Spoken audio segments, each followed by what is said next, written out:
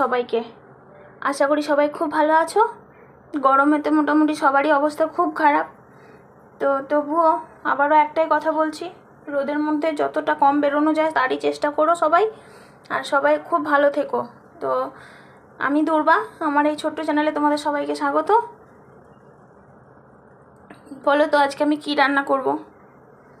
আজকেও একটা রান্নার ভিডিও নিয়েই কিন্তু এসেছি।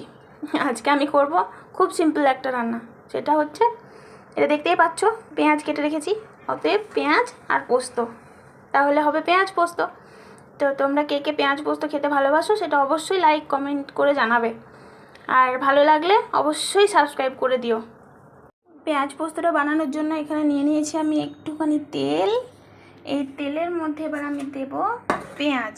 ওকে, তো